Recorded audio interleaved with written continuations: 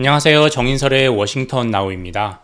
현재 미국 경제 상황은 누구죠? 테일러 스위프트와 거의 비슷합니다. 최절정, 전성기죠. 골디락스라는 말로도 그 표현이 부족합니다. 이 골든글러브 시상식 모습인데 뜨겁지도 않고 차갑지도 않은 이상적인 경제 상황을 골디락스라고 하는데 그거보다 더 좋다라는 겁니다. 경제 성장률은 기대치를 뛰어넘었고 물가는 인플레이션은 시장 예상보다 빨리 둔화하고 있기 때문입니다. 폴 크루그먼은 뭐라고 얘기를 했느냐? X 소셜미디어를 통해서 GDP는 만족스러울 만큼 뜨겁고 물가는 상쾌하리만치 시원하다라면서 미국 경제는 골디락스 이상이다 라고 평가를 했습니다. 정말 가히 슈퍼 골디락스 수준이라고 해도 과언이 아닐 정도의 경제 상황을 온 이유는 뭘까요? 바이든 대통령은 당연히 바이드노믹스 덕이다 라고 항상 이렇게 웃으면서 얘기를 하고 있습니다. 인프라 공사 각종 보조금을 통해서 재정 부양 효과가 컸죠. 그래서 미국인들에겐 그래도 큰 울림을 주지 못했습니다. 바텀업 미들 아웃, 이게 무슨 뜻이죠? 지역 중심 중산층 확대, 탑다운이 아니라 밑에서부터, 즉 지역으로부터 계속 올라오는 지역 중심이고 미들아웃, 중산층을 계속 넓혀가겠다라는 이 바이드노믹스의 구호는 생각만큼 소구력이 없었습니다. 진짜 우리 흔히 얘기하잖아요. 사실보다 뭐가 중요하다, 사람들의 인식이 더 중요하다라는 그 말을 다시 한번 떠올리게 할 정도로 골디락스가 있었음에도, 지금 골디락스가 진행되고 있음에도 불구하고 바이든 대통령은 트럼프 전 대통령에 비해 한참 뒤지는 성적표, 지지율 성적표를 받고 있는 게 대표적인 그 예라고 하겠죠. 바이드노믹스가 이렇게 홀대받고 있는데 그 반면에 팝스타 테일러 스위프트의 경제적 효과는 컸다. 그 부분에 대해서는 이견을 달 사람은 아무도 없을 것 같습니다. 지난해 스위프트의 영향력은 가히 정말 폭발적이었죠. 어느 때보다 컸습니다. 공연장은 사람들로 정말 인산인해였고 해당 지역은 간만에 호기를 맞았습니다. 소비 진작, 지역 경제 살리는 성과는 기대 이상이었습니다. 테일러 스위프트의 공연으로만 6조 원이 넘는 경제 효과, 지난해 딱 공연으로만, 다른 거 말고 딱 공연으로만 6조 원이 넘는 파생적인 경제 효과를 창출했다라고 합니다. 그래서 스위프트의 이름을 딴, 테일러 스위프트의 이름을 딴 테일러노믹스, 경제학자 테일러의 법칙이 아니라 테일러노믹스라는 말이 생겨났을 정도입니다. 결과적으로 테일러노믹스는 공전의 히트를 쳤고 그에 반면에 바이드노믹스는 참패했습니다. 흥행에 성공하지 못했습니다. 중요한 건 사실이 아니라 인식이다라는 말을 떠올리게 하면서 바이드노믹스와 테일러노믹스는 정말 다른 길, 엇갈린 운명을 갖는데요. 이 엇갈린 운명을 중심으로 이번 주 주요 일정과 이슈를 한번 살펴보겠습니다.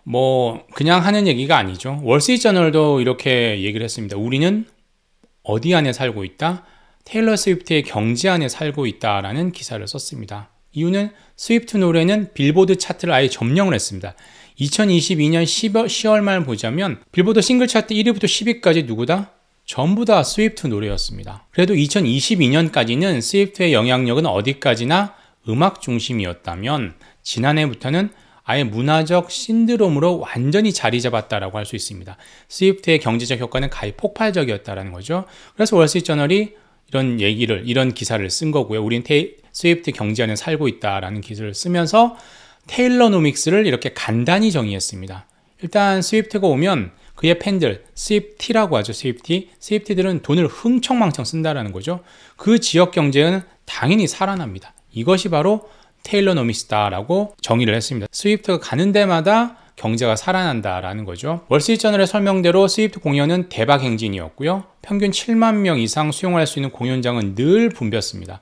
주변 식당, 호텔, 사람들로 넘쳐났고 이렇게 사진 찍으려고 주변에서 난립니다. 팬데믹 기간 동안 여행 욕구를 억누르고 있다가 스위프트 공연장, 스위프트 콘서트가 있을 때마다 장거리 여행을 마다하지 않는 거죠. 항공산업, 그 다음에 여행산업도 다시 르네상스를 맞았다라는 겁니다. 스위프트의 팬을 지칭하는 스위프트들은 이런 사람들을 겨냥한 비즈니스도 상당히 성황이었습니다. 공연장 주변에서 이렇게 사진 찍는 건 당연한 거고요. 이 스위프트 얼굴 들어간 도넛도 공연장 주변에서 그냥 팔렸답니다. 스위프트의 노래 이름만 갖다 붙여도 칵테일, 안주 이름 불티나듯 팔렸다고 합니다. 블룸버그는 지난해 스위프트의 공연으로만 46억 달러, 우리 돈으로 6조 원이 넘는 경제 효과를 창출했다라고 추산했고요. 다른 곳들은 50억 달러가 넘는다, 60억 달러도 된다, 이런 분석들도 많습니다. 테일러노믹스는 음악에서 그치는 게 아니라 스포츠로도 확대됐습니다. 이게 어떤 모습이죠? 예, 이 오른쪽에 테일러 스위프트고 왼쪽이 아시는지 모르겠지만 미국 미식축구팀의 유명한 캔자스시티 KC 칩스의 유명한 쿼터백이죠. 마홈즈의 와이프입니다. 이 두 사람이 이제 같이 구경을 하고 있는데 왜 같이 구경을 하고 있느냐? 스위프트의 남자친구가 바로 이 캔자스시티의 바로 선수라는 거죠. 트래비스 켈시라고 하는 선수인데 정말 유명합니다. 이 사람이 가는 이 사람 경기마다 이 스위프트가 구경을 하고 갑니다. 그러면 원래 캔자스시티 칩스는 최고 인기팀이죠. 뭐 슈퍼볼도 우승하고 그랬으니까. 그런데 더 인기라는 거죠. 스위프트 보러 스위프트와 함께 하겠다는 이유로 더 많이 간다라는 겁니다. 지난 21일에 있었던 캔자스시티 칩스와 버팔로 빌스의 플레이오프전이었는데 역대 NFL 경기 중 플레이오프 경기 중 가장 많은 5,600만 명이 시청을 했다라고 합니다. 경기장뿐만 아니라 이렇게 TV로도 아니면 그냥 일종의 유튜브나 영상으로도 많이 시청을 한다라는 거죠. 그래서 스위프트에 사람이 모이고 소비가 진작이 됐습니다.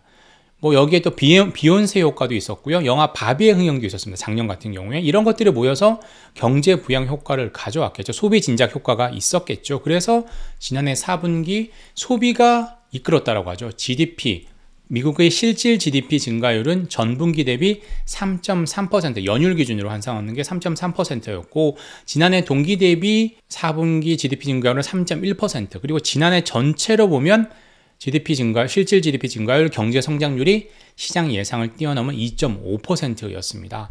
이 테일러노믹스의 영향력은 파월도, 페드도 인정하고 있습니다. 지난해 5월에 필라델피아 연방은행이 스위프트의 콘서트 덕에 호텔과 식당의 매출이 코로나 이전 수준으로 회복했다라고 평가를 했고요. 7월에 열렸던 FOMC에서는 파월 장도 기자회견에서 이런 질문까지 나왔습니다. 스위프트 바비의 흥행으로 소비 진작 효과가 있다. 경제 효과가 있었다. 이게 뭐 인플레에 어떤 영향을 미칠 것 같냐라는 질문이 나오자 파월은 명암을 잘 봐야 한다라고 얘기를 했습니다. 기준금리를 인상해도 경제가 회복력을 유지하는 건 좋은 일이에요. 그게 거기에 스위프트나 바비의 흥행이 영향을 미쳤다라는 거죠. 하지만 경제력이 인플레, 물가를 다시 상승시킬 수 있는지를 지켜봐야 한다. 이렇게 답을 했습니다. 그렇다면 이번 FOMC 때는 어떨까요? 31일 수요일에 그 결과가 발표되는데 파월의 생각이 바뀌었을까요? 6개월 전에 비해서 경제 상황은 많이 달라졌습니다. 골디락스 쪽으로 한층, 연착륙 쪽으로 좀 더 많이 다가섰습니다. 성장률 올라갔고 PCE 중심으로 디스인플레이션 기세는 확연합니다. 특히 에너지와 식료품을 뺀 근원 PCE는 더욱더 그렇습니다. 지난해 근원 PCE 물가 상승률이 얼마였죠? 2.9%였습니다. 2년 9개월 만에 2021년 3월 이후 처음으로 2%로 떨어졌다라고 하죠. 저는 그거보다 전월 대비 상승률을 좀 더 중시하면서 주목하면서 봤는데 왜냐하면 지난달에 전월 대비 근원 PC 상승률이 0.17%였습니다. 0.15고 나와 있지만 0.24와 0.17은 같은 0.2로 표기가 되겠지만 다르다라는 거죠. 왜냐? 0.17%를 매달 유지하면 연간 PC 상승률이 패드의 목표치인 2%가 된다는 거죠. 만약에 0.24%가 1년 연속 된다라고 한다면 2.5% 훌쩍 2.78%까지 훌쩍 넘어서겠죠. 그래서 0.17이 상당히 제가 보기엔 저항선 중요한 어떤 구분 기준이 되는데 6개월째 0.17% 7개월 중에 이 7월 8월을 빼고는 거의 0.17% 이하였다는 거죠. 계속 이렇게만 간다면 연간 기준으로도 물가 목표치인 2%를 달성을 하게 된다라는 거죠. 파월 의장은 이번 기자회견 때 당연히 이런 상황에 대해서 평가를 할 거고요. 향후에 어떻게 하겠다? 항상 18번인 데이터 디펜던트라는 말을 빼놓지 않겠지만 금리 인하를 암시, 시사하는 발언을 한다라면 시장은 환호를 할 수가 있겠죠. 다만 뭐가 부담입니까?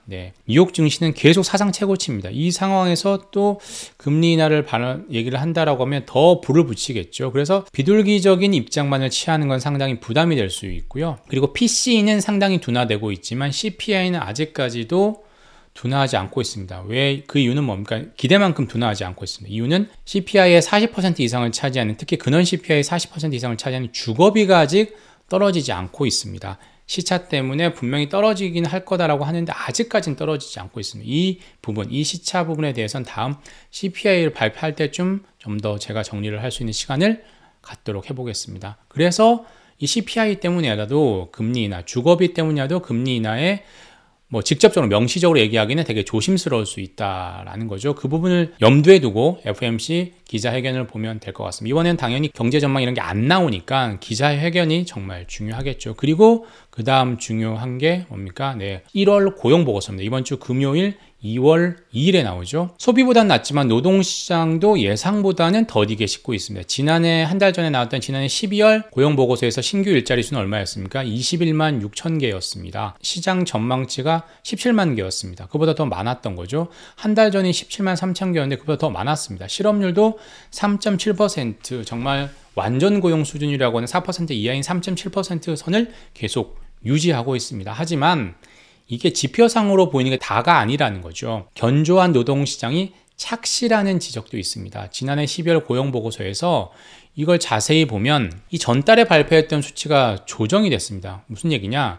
11월에 나올 땐 11월 고용보고서는 19만 9천 개로 나왔습니다. 그게 한 달 전에 지난해 12월이죠. 17만 3천 개로 줄었고요.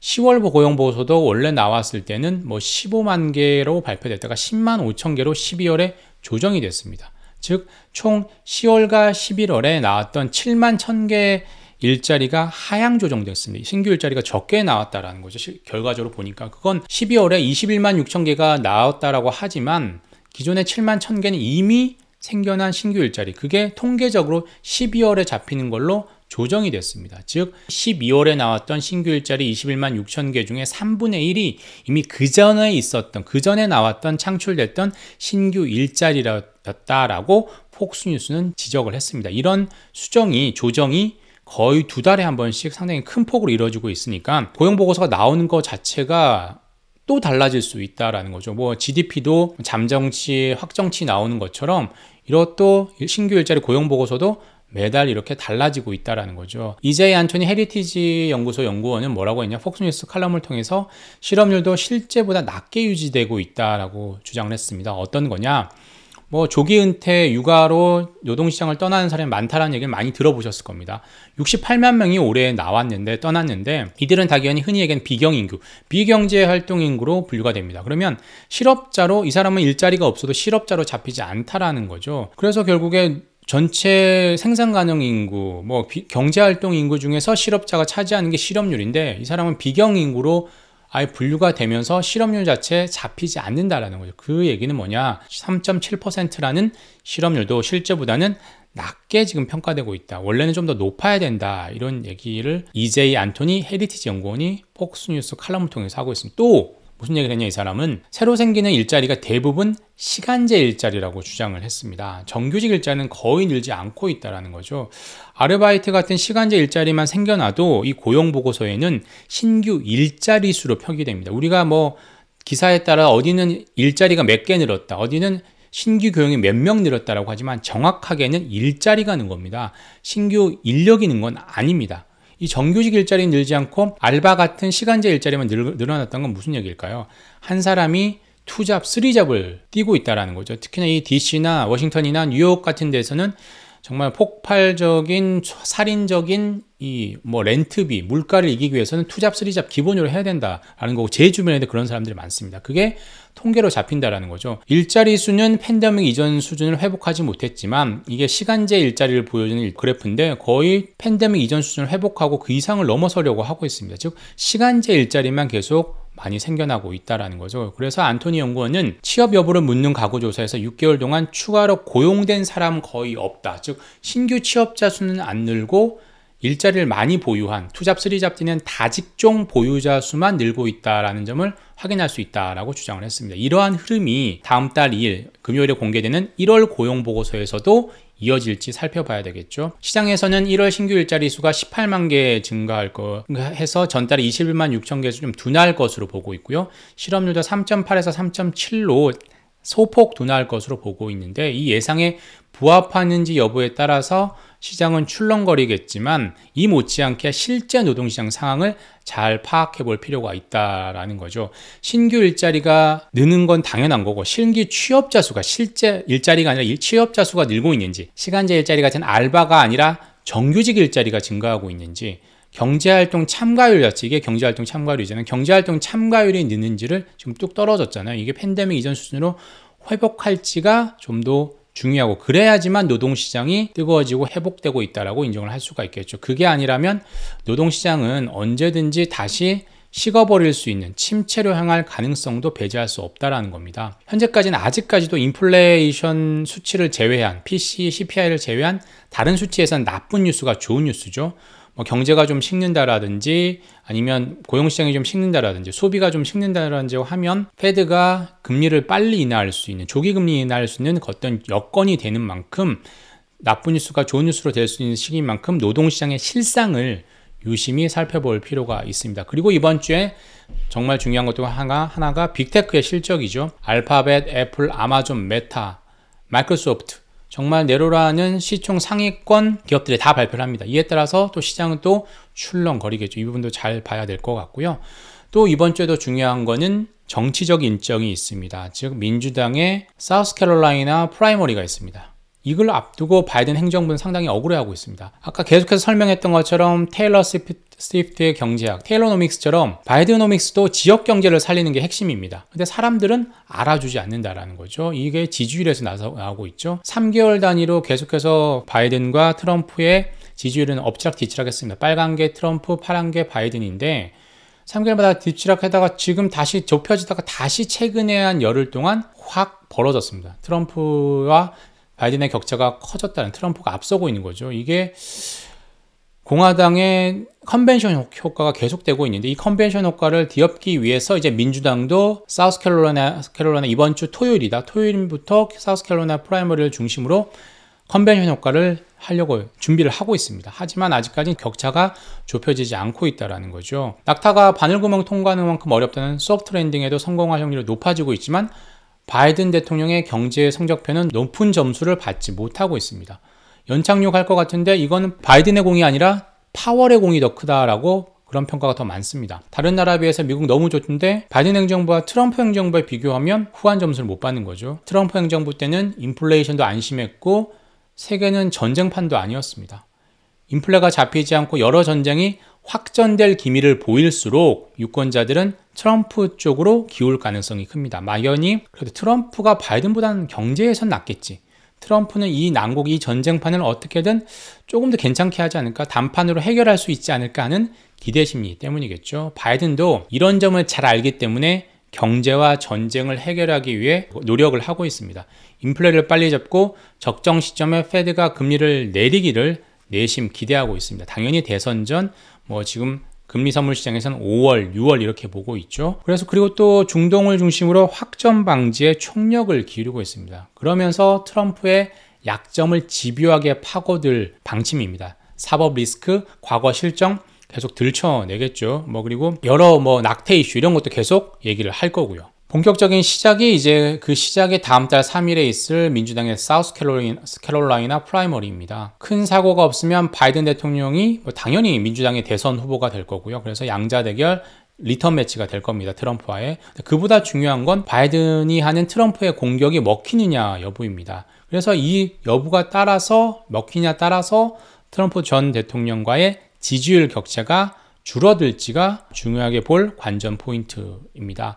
스위프트도 변수가 될 수 있습니다. 경제학에서만 변수가 아니라 정치에서 변수가 될 수 있다는 거죠. 실제로 스위프트는 2018년 중간선거에서 이 테네시주가 본인의 음악적인 고향이잖아요. 음악으로 테일러 스위프트가 처음에는 컨트리 음악을 했는데 그때 거기 컨트리 음악의 대명사인 테네시주의 그 내슈빌에서 데뷔를 했잖아요. 그때 연방 상원 선거에 출마했던 민주당 후보들을 지지를 했습니다. 스위프트가. 그리고 2020년에는 스위프트가 뭐라고 했느냐, 트럼프를 향해서 당신을 투표로 아웃시킬 거다, 이렇게 얘기를 했습니다. 보트 아웃시킬 것이다 라고 직격탄을 날리기도 했습니다. 이번 대선 전국에서 스위프트가 트럼프 전 대통령의 비슷한 발언을 한다면 어떤 파장이 일지 예측할 수 없겠죠. 스위프트의 영향력은 4년 전보다 더욱더 강해졌고 지금 완전히 대선에 나와도 될 정도죠.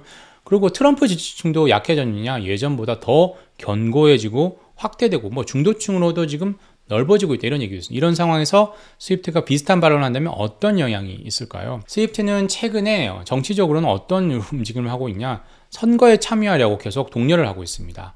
각종 SNS를 통해서 10대 젊은 팬들을 향해서 유권자 등록을 권유하라고 해서 뭐 하루에 몇만 명이 등록을 하기도 합니다. 그리고 또 공교롭게도 스위프트의 이번에 콘서트가 대선 직전에 몰려 있습니다. 10월에 몰려 있다는 거죠. 11월 초에다 몰려 있다는 거죠. 이 빨간색이 일정인데 뭐 10월 19일, 20일, 뭐 25일 이렇게 몰려 있습니다. 물론 지역은 흔히 얘기하는 6대 스윙 스테이트, 경합주는 아닙니다. 뭐 플로리다, 그리고 뉴올리언스 이런 곳인데 뭐 인디애나 이런 데인데 그래도 많은 영향을 미칠 수가 있는 거겠죠. 바이드노믹스가 테일러노믹스처럼 호평을 받을지와 그리고 더불어 테일러노믹스가 테일러 폴리틱스, 스위프트가 정치적으로도 영향력을 미칠 수 있을지가 올해 대선 전국 트럼프 리스크를 어떻게 제어할 수 있으냐, 이게 중요한 관전 포인트가 될 수 있을 것 같습니다. 오늘은 여기까지 하고 저는 다음 주에 찾아오겠습니다. 감사합니다.